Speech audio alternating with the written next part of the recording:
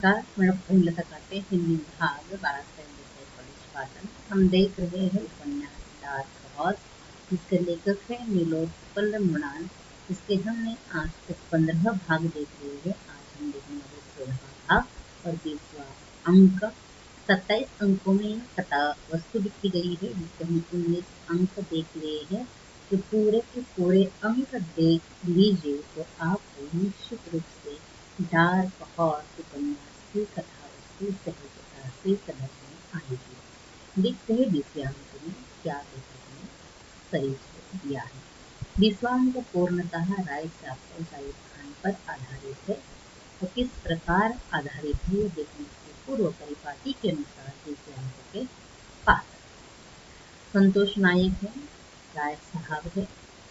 राय साहब के गांव के श्याम सुंदर मिश्रा, जगदानंद राय साहब के पिता, सत्येंद्र राय साहब के गाँव वाले, दीनानाथ गाँव वाला, और इसमें जावेद खान भी है।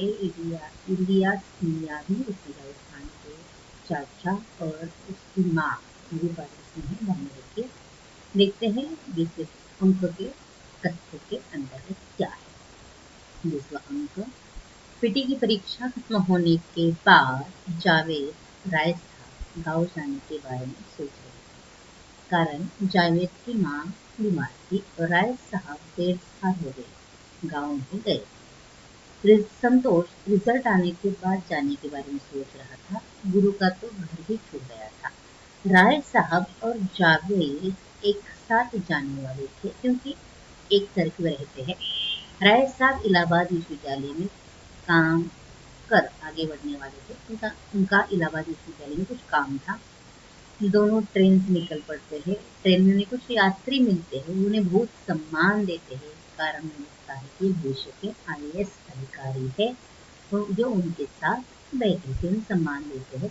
इस प्रकार वह अपने गाँव की ओर निकल पड़े हैं। राय साहब और जावेद की मालूम है राय साहब 1.5 साल अपने गाँव नहीं। इस तरह इलाहाबाद विश्वविद्यालय का काम पूरा कर राय साहब दूसरे दिन अपने गाँव धरपिटिया, जिला गाजीपुर में जाते। गाँव का नाम क्या है? धरपिटिया। ध्यान रखिए, कौन से जिले का है? गाजीपुर जिले का धरपिटिया गाँव। रास्ते में ही उन्हें गाँव के बुजुर्ग मिलते हैं या एक व्यक्ति मिलते हैं, नाम है श्याम सुंदर मिश्रा। वह उन्हें यक्ष प्रश्न पूछते हैं। प्रश्न कौन सा है? IAS वाला कोर्स कब खत्म होने वाला है, क्योंकि राय साहब बहुत दिनों से दिल्ली में, लगभग 5 साल से दिल्ली में अध्ययन कर रहे। इसका परिचय हमने पहले ही लिया है। पहले 2-3 अंकों में इसका परिचय हमने लिया है। इसलिए वह यक्ष प्रश्न पूछते कि कब खत्म होने वाला है। घर पहुंचते हैं तो पिताजी ही द्वार पर मिलते हैं। उसकी अवस्था को देख क्रोधित होते हुए कहते हैं कि यह क्या दशा बनाए रखी है। आवाज सुनते ही माँ बाहर आती है और पिताजी पर ही क्रोधित होती है। कहती है 1.5 साल के बाद बेटा घर आया है, प्रवचन देना शुरू कर दिया। प्रवचन है, देख मेर ही चेहरा कितना सुख गया है। राय साहब की अवस्था, उसका व्यक्तित्व का परिचय, उसका चित्रण हमने पहले ही देख लिया है कि राय साहब बिल्कुल थका हुआ है, बाल झड़े हुए है, झुर्रियाँ आई है चेहरे पर। कितनी सी उम्र में वह 30-35 साल के लग रहे हैं। इस प्रकार यह राय साहब की अवस्था हो गई थी। पिताजी उस पर क्रोधित होते हैं और बाहर निकल जाते हैं। पिताजी जगदानंद का हृदय घर आया और उन्होंने कहा, अब 10 दिन पढ़ाई की चिंता बंद, केवल खाओ पियो, और ऐसा कहते बाहर निकल गए। राय साहब शाम को गाँव घूमने के लिए निकले। वहाँ चबूतरे पर राय साहब बैठते हैं। अनेक लोग, गाँव के लोग चबूतरे पर बैठते हैं और गपशप लड़ाते हैं। राय साहब भी बैठे, 2 दिनों बाद आए हैं। वहाँ के अनेक लोग राय साहब को सुनना चाहते थे। कुछ जिज्ञासु लोग उनसे प्रश्न पूछना भी चाह रहे थे। कारण उन्हें पक्का यकीन था कि IAS की तैयारी करने वाला छात्र हर चीज का जवाब देना जानता है। ऐसा उन्हें लगता है। केवल समाज की उनके नहीं, पूरे समाज की राय कि IAS का अध्ययन करने वाले छात्र बुद्धिमान होते हैं, होशियार होते हैं, किसी भी प्रश्न का, किसी भी सवाल का जवाब दे सकते। इसलिए वह सवाल पूछना चाहते हैं। दीनानाथ उन्हें सवाल पूछता है, बिल्कुल आसान सवाल पूछता है कि बाबा साहब अम्बेडकर का जन्म कब हुआ। सत्येंद्र राय कहता है कि सही जवाब तूने पूछा। और तब राय साहब इस प्रश्न का उत्तर नहीं दे सकते, उनको भी मालूम नहीं था। तो सत्येंद्र आगे पूछता है कि नेहरू जी कब मरे। राय साहब को इस प्रश्न का भी सही उत्तर पता नहीं था, तो भाषण देने लगते हैं और कहते हैं कि यह आदमी हमारे विचारों में जिंदा है, वे कभी नहीं मर सकते। राय साहब यह सोचता है कि सब हमारे ज्ञान के बारे में जान गए।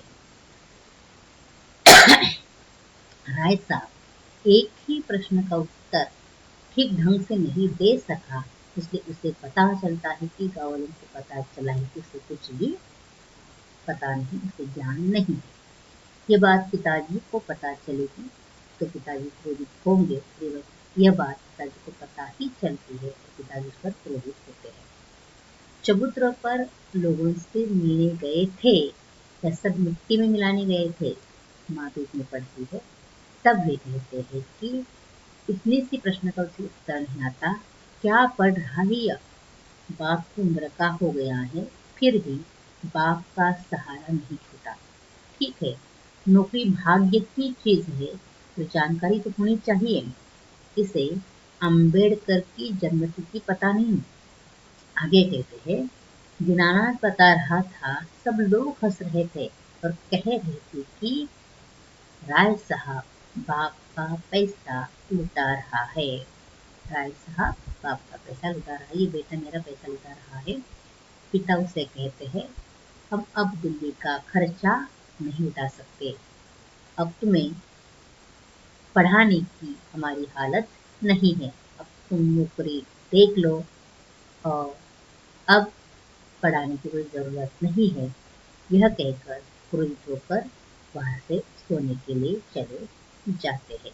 इस प्रकार राय साहब की अवस्था है, आसान प्रश्नों को उत्तर नहीं दे सका, इसलिए पिताजी पर क्रोधित होते हैं और कहते पढ़ने की जरूरत नहीं है। इधर महादेवपुर में जावेद के चाचा इलियास मियां ने तांडव छेड़ रखा था। अब हम तुम्हारी माँ को नहीं संभाल सकते। जावेद कहता है, 15 बीघा से 3 बीघा पर आ गए हैं, सब आपको ही बेच दिया है। अब माँ बीमार है, इसलिए थोड़ा ज्यादा पैसा मांग रहा हूँ, बाकी कुछ नहीं, केवल इसके लिए 1 बीघा और जमीन ले। थोड़े दिन में मेरा रिजल्ट आएगा। चाचा गुस्से से कहते, दर्जी का बेटा हाकिम बनेगा। अब महादेवपुर और उसके सपने में केवल 2 बीघे का फैसला था। इसका मतलब 15 बीघे जमीन में से केवल 2 बीघा जमीन उसकी रह गई थी। इलियास मियां ने सारी जमीन से लूट ली थी। माँ का खर्चा, माँ की बीमारी, इसके बहाने। उस दिन वह अपनी माँ से लिपट कर खूब रोया और माँ ने उसे समझाया, पता नहीं दफन होने को 2 गज भी जमीन बचेगी या नहीं, पर तू मत हारना जावेद, अब्बा का सपना पूरा करना।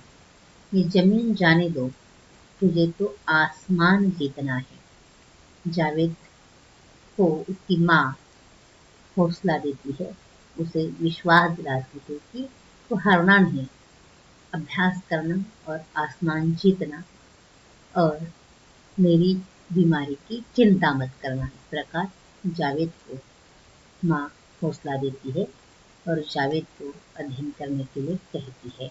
इस प्रकार इस प्रकरण में राय साहब के अध्ययन की स्थिति और जावेद के परिवार की स्थिति लेखक ने चित्रित की है। आपने ध्यान से सुना, धन्यवाद।